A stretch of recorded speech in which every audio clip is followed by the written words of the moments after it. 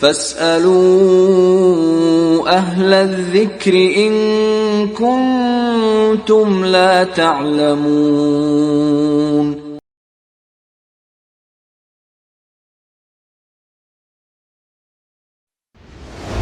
عبداللہ ابن عمرو بن عاص رضی اللہ تعالیٰ عنہما کہتے ہیں کہ اللہ کے نبی صلی اللہ علیہ وسلم نے فرمایا ان اللہ لا يقبض العلم انتزاعا، اللہ تعالیٰ علم کو ایسے ہی نہیں اٹھا لے گا لوگوں کے اندر سے، بلکہ علماء کو اٹھا لے گا۔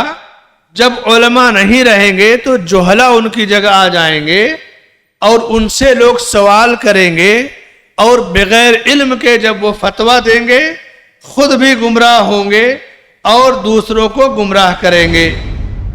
ان الحمد للہ نحمده ونستعینه ونستغفره ونعوذ بالله من شرور انفسنا ومن سيئات اعمالنا، من يهده الله فلا مضل له ومن يضلل فلا هادي له، واشهد ان لا اله الا الله وحده لا شريك له، واشهد ان محمدا عبده ورسوله، اما بعد، يا ايها الذين امنوا اتقوا الله حق تقاته ولا تموتن الا وانتم مسلمون، يا ايها الناس اتقوا ربكم الذي خلقكم من نفس واحده وخلق منها زوجها وبث منهما رجالا كثيرا ونساء، واتقوا الله الذي تساءلون به والارحام ان الله كان عليكم رقيبا، يا ايها الذين امنوا اتقوا الله وقولوا قولا سديدا يصلح لكم اعمالكم ويغفر لكم ذنوبكم، ومن يطع الله ورسوله فقد فاز فوزا عظيما۔ وقال تعالى في مقام آخر قل هل يستوي الذين يعلمون والذين لا يعلمون، وقال انما يخشى الله من عباده العلماء۔ معزز حضرین جمعہ، عزیزوں اور دوستوں، بزرگوں اور بھائیوں، امت مسلمہ کی یہ خوبی اور خصوصیت ہے کہ اس امت کا آغاز اقرا سے ہوا ہے۔ علم اس امت کی بنیاد ہے۔ اللہ کے رسول صلی اللہ علیہ وسلم پر جب پہلی وحی نازل ہوئی تو پہلا جملہ اقرا سے شروع ہوتا ہے، اور وہیں دوسری جو حدیث امت کو ملی ما انا بقارئی، پہلی آیت اقرا ہے، پہلی حدیث ما انا بقارئی کہ میں پڑھنا نہیں جانتا۔ علم کے بارے میں اللہ نے ہمیں اصول دے دیا کہ اگر کسی کے پاس علم نہیں ہے تو علم حاصل کرے، بغیر علم کے وہ نہ جواب دے گا، نہ بیان دے گا، نہ درس دے گا، نہ لکھے گا۔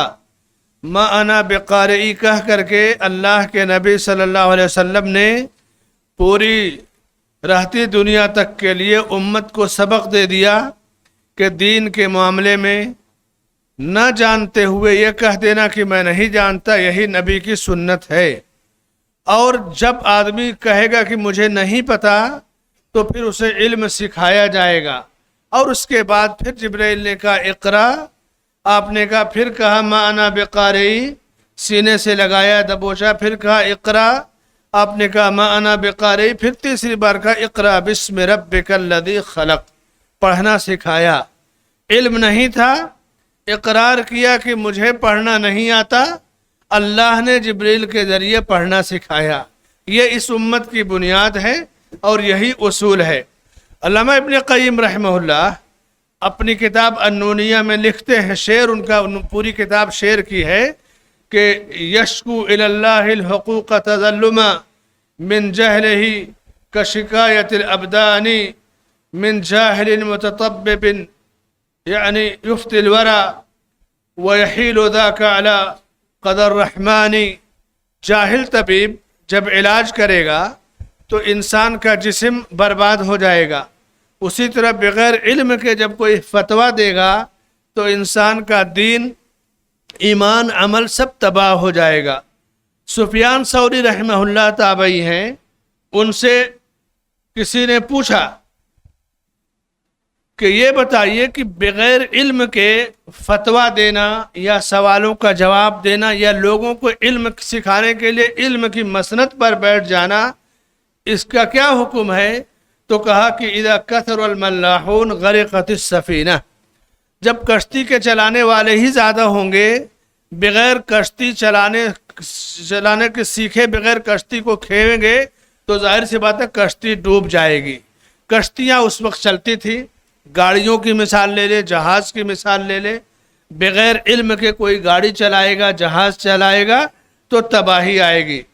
حسن بصری رحمہ اللہ تابعی ہیں، کہتے ہیں، وہ دعاؤں میں کہتے تھے اللہم انا نشکو الیک ھذا الغثاء، اے اللہ یہ جو جھاگ کی طرح پھیلے ہوئے کم علم لوگ علم پھیلا رہے ہیں، سکھا رہے ہیں، ہم اس سے تیری بارگاہ میں شکوہ کر رہے ہیں۔ یہ مصیبت ہمیشہ رہی ہے، ہر دور میں امت اس آزمائش میں پڑی ہے۔ علامہ ابن حزم رحمہ اللہ فرماتے ہیں، مشہور فقیہ اور المحلہ ابن حزم 10 جلد میں ان کی کتاب ہے، کہتے ہیں لا آفت علی العلوم واہلها اضر من الدخلاء فیها وهم من غیر اہلها فانهم یجہلون، کہ سب سے بڑی مصیبت کہ بغیر علم کے لوگ علم پھیلانا شروع کر دیں بغیر معلومات لیے، تو چونکہ وہ علم کے بغیر علم پھیلائیں گے تو اب وہ جہالت پھیلے گی، تباہی آئے گی۔ علم کے بغیر جب بندہ عمل کرے گا تو اس کا عمل بھی برباد ہو جائے گا۔ اسی لیے اللہ نے پہلے عمل کا حکم نہیں دیا ہے۔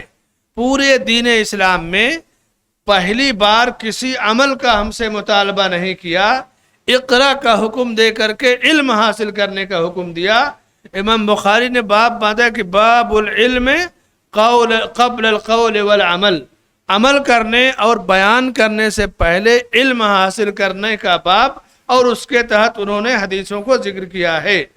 اسلام کی یہ سب سے بڑی خوبی یہ ہے کہ اس نے علم کی اہمیت اور علم حاصل کرنے پر ابھارا ہے۔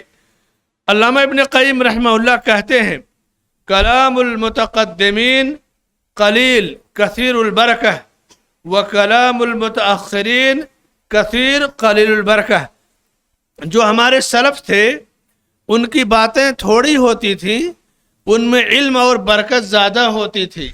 آج کے لوگوں کا معاملہ کہ باتیں بہت بڑی بڑی لچھے دار ہوتی ہیں لیکن اس میں علم اور برکت کم ہے۔ آپ دیکھیے کہ جوامع الکلم حدیثوں میں ملتے ہیں، چند منٹوں میں اتنی بات بیان کی گئی کہ گھنٹوں میں آدمی وہ باتیں بیان نہیں کر پاتا۔ یہ متقدمین اور سلف کا ایک طریقہ تھا جو اللہ نے عطا کیا تھا ان کو۔ بغیر علم کے علم کا دعویٰ کرنا، ظاہر سی بات ہے جب کوئی علم کا دعویٰ کرے گا، پبلسٹی کر دے گا کہ میں عالم ہوں مجھ سے سیکھو، تو لوگ اس کے پاس جمع ہو جائیں گے۔ اور جمع ہونے کی مثال یہ ہے کہ اس وقت آپ چاہے جتنا گھٹیا مال مٹیریل ہو، اگر اس کی پبلسٹی اچھی طرح کر دی جائے گی تو پھر وہ مارکیٹ میں سیل ہو جائے گا، اور کتنا بھی قیمتی اور اچھا مال مٹیریل ہو، آپ پبلسٹی نہیں کریں گے تو وہ اسٹاک میں پڑا رہے گا۔ اسی لیے کہا جاتا ہے نا کہ جو دکھتا ہے وہ بکتا ہے، تو لوگوں نے جھوٹ فریب کو اتنا عام کر دیا کہ یہی سماج میں پھیل گیا۔ 887 ہجری میں امیر تیمورلنگ کے دوستوں میں ایک شخص تھا شمس الحروی، اس کو اپنے حافظے پر بڑا اعتماد تھا کہ مجھے سب کچھ یاد ہے، اور علم کا دعویٰ کرتا تھا، لوگوں میں مشہور کر رکھا تھا کہ عالم ہے وہ، اور لوگوں سے کہتا کہ مجھ سے پوچھو۔ ایک مرتبہ کسی نے اس سے امتحان لینے کے لیے پوچھا کہ کیا مغرب کی نماز میں قصر ہے؟ تو اس نے کہا کہ ہاں۔ تو اب چونکہ مغرب میں قصر نہیں ہے، مغرب 3 رکعت پڑھنی ہے، لیکن اتنا بڑا جھوٹ علم کے دعوے کے باوجود جب اس نے بیان کیا تو اس کو اللہ نے رسوا کیا اور لوگ اس سے دور ہو گئے۔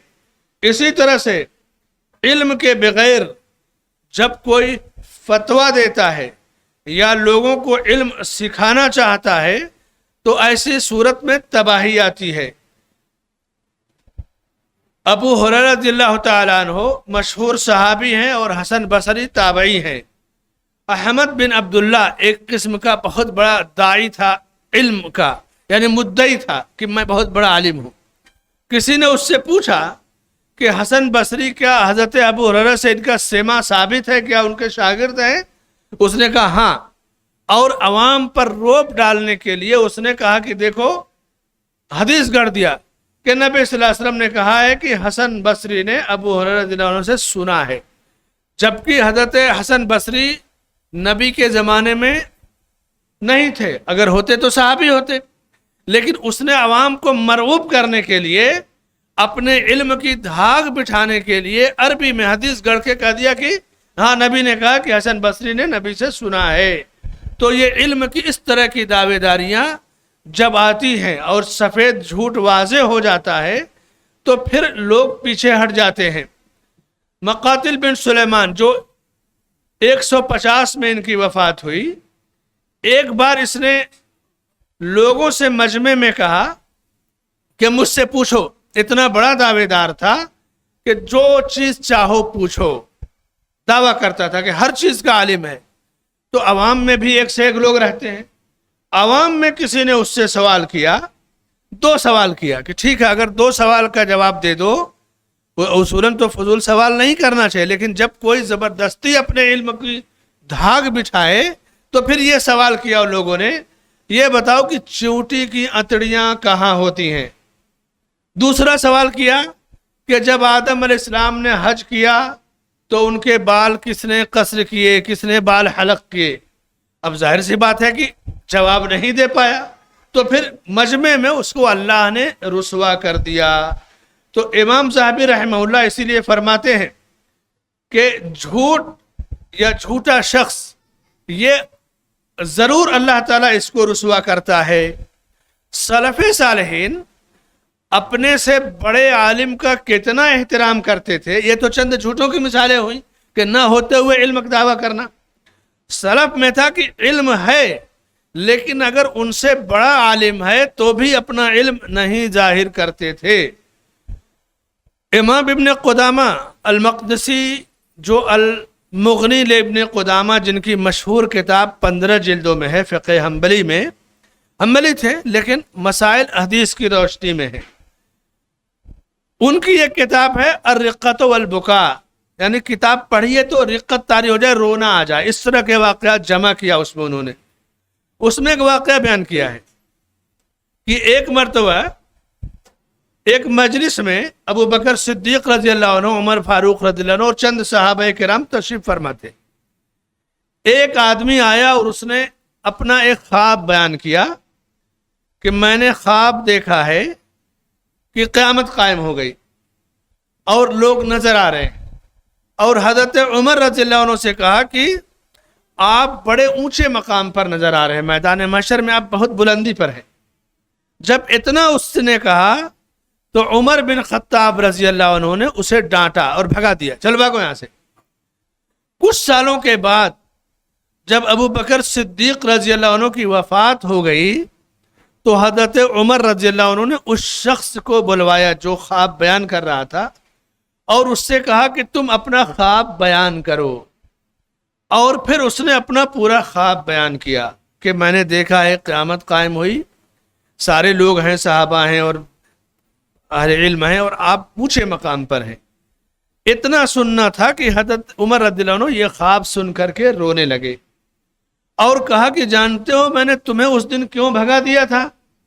کہا کہ تم یہ نہیں جانتے کہ جس مجلس میں ابو بکر جیسے صحابی ہوں وہاں تم عمر کی فضیلت بیان کر رہے ہو رضی اللہ عنہ، یعنی دونوں کبار صحابہ ہیں، خلفائے راشدین ہیں، اور وہ شخص محبت میں، عقیدت میں خواب بیان کر رہا ہے، لیکن عمر بن خطاب رضی اللہ عنہ نے اتنا بھی گوارا نہیں کیا کہ ابو بکر صدیق رضی اللہ عنہ جو امت میں سب سے افضل ہیں، یار غار ہیں، ان کی موجودگی میں میری ایسی تعریف ہو جو پسند نہ آئے، انہیں پسند نہیں آئی، اور ان کی فضیلت بیان نہ کی جائے۔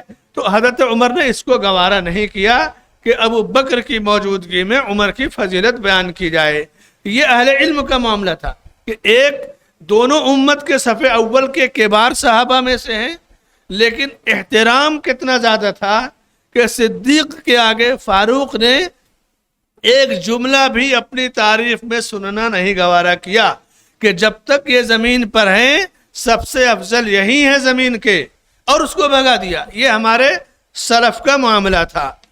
عبداللہ ابن عباس نبی کے شہزاد بھائی ہیں، ان کے والد عباس ابن عبد المطلب، عباس نبی کے چچا ہیں، اور اسلام نصیب ہوا ان کو بعد میں۔ ان کے بیٹے عبداللہ ابن عباس فقہائے صحابہ میں ہیں۔ حضرت عباس بن عبد المطلب اللہ کے نبی صلی اللہ علیہ وسلم سے عمر میں 2 سال بڑے تھے۔ جب 2 سال بچے بڑے یا چھوٹے ہوں تو بچپن میں تو سمجھ میں آ جائے گا کہ یہ چھوٹا یا بڑا ہے، لیکن جب 10 20 25 سال کی عمر ہو جائے تو 2-4 سال کا چھوٹا بڑا ہونا سمجھ میں نہیں آتا۔ اب ظاہر سی بات ہے کہ نبوت کے بعد تو 40-50 سال کے بعد کون فرق کر پائے گا 2 سال 4 سال کا۔ کسی نے سوال کیا حضرت عباس بن عبد المطلب سے، اس روایت کو امام ترمذی نے سنن ترمذی میں ذکر کیا ہے اور روایت سند کو حسن کہا ہے۔ کہا کہ ایہما اکبر، عباس یہ بتائیے کہ آپ دونوں میں بڑا کون ہے؟ انت امر رسول صلی اللہ علیہ وسلم، آپ بڑے ہو یا اللہ کے رسول صلی اللہ علیہ وسلم؟ عباس چاہتے تو کہہ سکتے تھے کہ میں 2 سال بڑا ہوں، میں چچا ہوں، میرا مقام بڑا ہے، دونوں چیزیں موجود تھی، لیکن احترام نبوت، احترام علم، حضرت عباس نے کہا ہو اکبر منی لیکن ولدت قبلہ، کہ بڑے تو اللہ کے رسول صلی اللہ علیہ وسلم ہیں، لیکن میں آپ سے پہلے پیدا ہوا، دنیا میں میری پیدائش آپ سے پہلے ہوئی، لیکن بڑے آپ ہی ہیں۔ یہ ہے احترام، یہ ہے مقام و مرتبہ پہچاننا، یہ ہے علم کا احترام، معلم کا احترام، نبوت کا احترام۔ عبداللہ ابن عمر بن عاص رضی اللہ تعالیٰ عنہما کہتے ہیں کہ اللہ کے نبی صلی اللہ علیہ وسلم نے فرمایا ان اللہ لا يقبض العلم انتزاعا، اللہ تعالیٰ علم کو ایسے ہی نہیں اٹھا لے گا لوگوں کے اندر سے، بلکہ علماء کو اٹھا لے گا۔ جب علماء نہیں رہیں گے تو جہلا ان کی جگہ آ جائیں گے اور ان سے لوگ سوال کریں گے، اور بغیر علم کے جب وہ فتویٰ دیں گے خود بھی گمراہ ہوں گے اور دوسروں کو گمراہ کریں گے۔ دوسری روایت جس کو شیخ البانی نے صحیحہ میں ذکر کیا ہے، اللہ کے نبی صلی اللہ علیہ وسلم فرماتے ہیں کہ ان من اشراط الساعہ ان یلتمس العلم عند الاصاغر، قیامت کی نشانیوں میں سے ایک نشانی یہ ہے کہ چھوٹے لوگوں سے علم حاصل کیا جائے۔ اصاغر صغیر سے ہے، چھوٹے کو کہتے ہیں، چھوٹے لوگوں سے علم حاصل کیا جائے۔ عبداللہ ابن مبارک رحمہ اللہ سے پوچھا گیا من الاصاغر، حدیث میں ہے کہ قیامت کی نشانی ہے کہ چھوٹے لوگوں سے علم حاصل کیا جائے، تو چھوٹے لوگوں سے مراد کون لوگ ہیں؟ قال الذین یقولون برائہم، کہا چھوٹے لوگ وہی ہیں جو اپنی رائے سے فتویٰ دیں، اپنی عقل سے فتویٰ دیں اور دلیلوں کو نہ اختیار کرے۔ عبداللہ ابن عباس رضی اللہ عنہ کم عمری میں فتویٰ دیتے تھے، لیکن علم کا سمندر تھے۔ نرفع درجات من نشاء، حضرت مالک بن انس رضی اللہ تعالیٰ عنہ کہتے ہیں کہ اس آیت میں اللہ نے ذکر کیا کہ علم کی وجہ سے ہم جس کا درجہ چاہیں گے بلند کر دیں گے۔ اس صدی میں شیخ بکر بن ابو زید رحمہ اللہ بہت بڑے فقیہ عالم گزرے عرب کے، اور فقہ کے اندر بڑی گہری نظر تھی حالات حاضرہ پر۔ ان کا کہنا ہے کہ جو شخص قرآنی دلائل سے استدلال نہ کرے اور سنت کی دلیلوں سے بھی واقف نہ ہو تو اس کے لیے فتویٰ دینا حرام ہے، اس لیے کہ فتویٰ دینا گویا بندہ اللہ کی نمائندگی کرتا ہے اس کے بیان کو لوگوں تک پہنچانے میں۔ فتویٰ دینا اللہ کی نمائندگی ہے کہ زمین پر بندہ اللہ کا کلام پہنچا رہا ہے، اسی لیے سب سے پہلا مفتی اللہ تعالیٰ ہے، यस्तफ्तूनक, लोग आपसे फतवा पूछते हैं, कुल अल्लाहु युफ्तीकुम फिल कलाला, कह दीजिए कि अल्लाह तुम्हें फतवा दे रहा है कलाला के बारे में। फिर आयत मिराज की पूरी तफसील, तो असल मुफ्ती अल्लाह ताला है। फिर जमीन पर जब नबी को उतारा तो फतवा की अथॉरिटी दिया, और जिन लोगों ने अल्लाह के कलाम नबी के फरमान को सीखा, महारत हासिल की, फिर वो उस पैगाम को पहुंचाएंगे फतवे की शक्ल में। तो शेख रहमहुल्लाह कहते हैं कि जो कुरानी दलाइल और सुन्नत के दलाइल से वाकिफ ना हो या उनसे इस्तिदलाल ना करे, उसके लिए फतवा देना हराम है। शेख बकर अबू ज़ैद की चंद साल पहले वफात हुई, असर के बाद वफात हुई, मगरिब के बाद उनकी तदफीन की गई, और दुनिया के बहुत बड़े फ़कीह, बड़े आलिम थे। जनाजे में शोर हंगामा या पब्लिसिटी नहीं की गई, अल्लाह वाले थे। इमाम सुफियान सौरी रहमहुल्लाह कहते थे, तअव्वज़ू बिल्लाहि मिन फितनतिल आबिदिल जाहिल व मिन फितनतिल आलिमिल फाजिर फ़इन्न फितनहुमा फितनतुन लिकुल्लि मफ्तून। दो फितने ऐसे हैं जिसमें हर शिकार होने वाला शिकार हो जाता है। जिसको फितने का शिकार होना है वो दो फितनों में जरूर पड़ जाएगा। वो क्या है? तो कहा तुम अल्लाह से पनाह तलब करो अल्लाह की कि इन दो फितनों से तुम्हें बचाए। पहला फितना फितनतुल आबिद अल जाहिल, जाहिल इबादत गुजार का फितना, इल्म के बगैर इबादत करने वाले का फितना इतना खतरनाक है कि आदमी उसकी इबादत से मरूब होकर के उसके साथ हो लेता है और फिर वो उसमें हलाक हो जाता है। वह फितनतुल आलिम अल फाजिर, और फासिक व फाजिर गुनहगार आलिम का फितना, जो इल्म रखता है लेकिन अमल नहीं करता और गुनाह और शर और फसाद फैलाता है, तो इन दो फितनों का लोग शिकार हो जाते हैं। इसलिए तुम इन फितनों से अल्लाह की पनाह तलब किया करो। सही बुखारी में अबू हुरैरा रज़ियल्लाहु ताला अन्हु से मरवी है कि अल्लाह के नबी सल्लल्लाहु अलैहि वसल्लम फरमाते हैं, क़यामत से पहले कुछ साल ऐसे होंगे जो धोखे के साल होंगे और लोगों को फरेब में डालने के साल होंगे।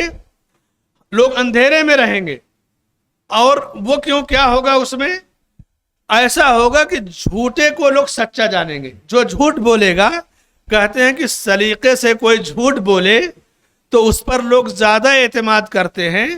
अगर गैर सलीके से सच बोले, शानदार झूठ भी लोग बोल लेते हैं और वही बात सच में उस अंदाज में नहीं हो जाए। बहुत सारे डुप्लीकेट माल की पब्लिसिटी आप देखिए कितने हाई फाई अंदाज में होती है। अच्छी चीज़ों की पब्लिसिटी नहीं होती, पड़ी रहती है। तो कहते हैं कि युसद्दक़ु फ़ीहिल काज़िब, नबी सल्लल्लाहु अलैहि वसल्लम ने फरमाया आखिरी ज़माने में झूठे को सच्चा जाना जाएगा और सच्चे को झुटलाया जाएगा। सच्चे को झुटलाया जाने की सबसे वाज़ेह मिसाल देखिए कि इस वक्त बिदअत और बिदअती सर चढ़कर बोल रहे हैं, कुफ्र और शिर्क दंदना रहा है, इस्लाम दीन बरहक है, सुन्नत मुस्तफ़ा सल्लल्लाहु अलैहि वसल्लम ही में निजात है। लेकिन आज सुन्नत या सुन्नत पे चलने वालों को बुरा भला कहा जा रहा है। बिदअत या बिदअती या कुफ्र और शिर्क सर उठाकर चल रहे हैं। फरमाया कि वयुख़व्वनु फ़ीहिल अमीन, और वो ज़माना जब आएगा कि अमानतदारों को ख़यानत करने वाला कहा जाएगा और ख़यानत करने वालों को अमानतदार समझा जाएगा। और सबसे बड़ी ख़यानत अल्लाह के दीन में बंदा करता है कि कुरान और सुन्नत की दलील को किनारे रख करके अपनी अक्ल का इस्तेमाल करके लोगों की रहनुमाई करता है। वो सबसे बड़ा खाइन है।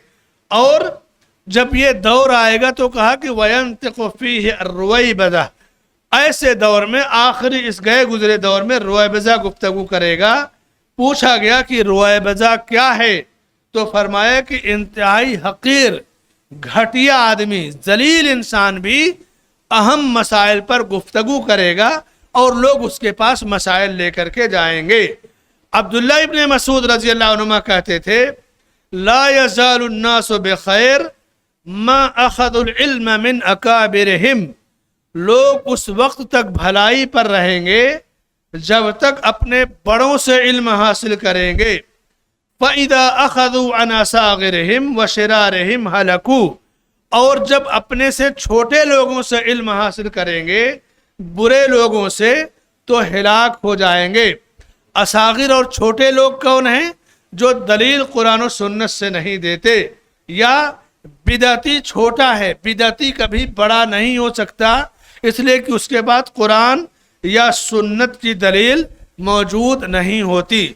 امام شافعی رحمۃ اللہ علیہ کا مشہور واقعہ ہے کہ ایک آدمی ان کے پاس سوالات جب لے کر کے آیا تو انہوں نے اس کا جواب نہیں دیا۔ کہتے ہیں کہ 40 سوال لایا تھا اور 40 میں انہوں نے 4 کا جواب دیا، 36 کا کہا کہ لا ادری، میں نہیں جانتا۔ امام مالک رحمۃ اللہ علیہ کے بارے میں یہ قول امام مالک سے کی طرف منسوب ہے، اور امام شافعی رحمۃ اللہ علیہ کہتے تھے کہ ہر مسئلہ، کوئی بھی مسئلہ بتاتے، کہتے اگر یہ حدیث صحیح ہے، صحت اگر نہیں معلوم ہوتی تو کہتے صحیح ہے تو اس کا یہ حکم موجود ہے یا یہ حکم ہے۔ امام ابن حبان کی مشہور کتاب الثقات، جگہ جگہ اس میں انہوں نے توقف اختیار کیا ہے۔ بہت بڑے فقیہ تھے ابن حبان، امام بخاری، امام مسلم، بڑے بڑے جب ائمہ حدیث بیان کریں گے نا، وصححہ ابن حبان رواتہ ثقات، ابن حبان کی روایت اور ان کی جرح مانی جاتی ہے، انہوں نے توقف اختیار کیا ہے۔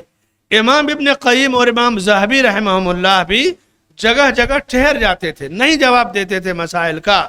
علامہ حافظ ابن حجر رحمہ اللہ فتح الباری بخاری کی شرح 15 جلدوں میں انہوں نے جگہ جگہ مسائل میں کہیں توقف اختیار کیا، کہیں رجوع کیا۔ مثلا یہ جب حدیث بیان کی کہ خرجنا مع النبی صلی اللہ علیہ وسلم فی بعض اسفارہ، ہم بعض سفر میں نبی صلی اللہ علیہ وسلم کے ساتھ نکلے، تو کہا کہ اس سے مراد فتح مکہ ہے۔ پھر امام ابن حجر کہتے ہیں کہ یہ صحیح نہیں ہے۔ اسی طرح سے حافظ ابن حجر یا دوسرے محدثین کا بھی یہی طریقہ تھا۔ علامہ عبد الرحمن محدث مبارک پوری، جن کی کتاب تحفۃ الاحوذ ترمذی کی شرح ہے، اس میں انہوں نے مسائل ذکر کرتے کرتے جہاں ان کے پاس شبہ تھا جگہ چھوڑ دیا۔ بیاض، اور آج بھی وہ بیاض ہے، کم و بیش 1500 بیاض ہے، یعنی اس سے پڑھنے والا فرق نہیں محسوس کرتا، لیکن جو دقیق نظر سے دیکھے گا وہ جان جائے گا کہ یہاں علامہ رحمہ اللہ کچھ اور لکھنا چاہتے تھے، آگے بڑھ گئے، بعد کے لوگ اسے پورا کریں گے۔ اس طرح کی باتوں کو جاننے کے لیے کہ کس طرح اہل علم سے علم حاصل کیا جائے، بغیر علم کے جواب نہ دیا جائے، سلف کا طریقہ کیا تھا، شیخ البانی رحمۃ اللہ علیہ کی کتاب سلسلۃ الاحادیث الصحیحہ 4 جلد کا مقدمہ اگر عربی کوئی پڑھ سکتا ہو تو پڑھ لے، بہت سارا سمندر اس میں سے مل جائے گا۔ ان کے ایک شاگرد شیخ مشہور بن حسن سلمان موجود ہیں، زندہ ہیں، ان کی کتاب ہے کتب حذر منہ العلماء، 2 جلدوں میں ہے، کہ وہ کتابیں جن کو پڑھنے سے علماء نے منع کیا ہے، 2 جلدوں میں ان تمام کتابوں کو جو فتنے کا سبب ہے، مؤلفین ہیں لیکن تباہی مچائی ہے، سب کا تعارف بیان کر کے کہا کہ ان کو پڑھنے سے اہل علم نے منع کیا ہے۔ 2 جلدوں میں کتاب موجود ہے۔ تو میرے بھائی اور دوستو، علم کی دنیا بڑی وسیع ہے۔ علم صرف سوشل میڈیا کا نام نہیں ہے، واٹس ایپ، فیس بک، گوگل، کٹ پیس، کاپی پیسٹ کا نام علم نہیں ہے۔ علم ایک سمندر ہے جس کا آغاز اقرا سے ہوتا ہے، اور تعلیم اور تربیت اور علم سکھانے کا حکم یا ایھا المدثر سے ہوتا ہے، اور پوری زندگی انسان علم حاصل کرے۔ بڑوں کی موجودگی میں چھوٹوں کو خاموش رہنا، یہی ان کے لیے بھلائی ہے۔ بڑے عمر میں بڑے نہیں ہوتے، بلکہ علم میں جو بڑا ہے وہ بڑا ہے فقہی اور شرعی نگاہ میں۔ اللہ سے دعا ہے کہ اللہ تعالی ہمیں علم کی اہمیت کو سمجھنے کی توفیق بخشے، اور بغیر علم کے جو دعوت کا فتنہ ہے یا تعلیم کا فتنہ ہے یا فتویٰ دینے کا فتنہ چل پڑا، اس فتنے سے امت کو محفوظ رکھے اور ہمیں علم کی گہرائی عطا فرمائے، اور وہی مرتبہ علم کا جو سلف سے مربوط یا منقول ہے اسی سلسلے کو آگے بڑھانے کی توفیق بخشے۔ آمین۔ بارک اللہ لی ولکم فی القرآن والسنہ، وأستغفر الله لي ولكم ولسائر المسلمين من كل ذنب فاستغفروه إنه هو الغفور الرحيم.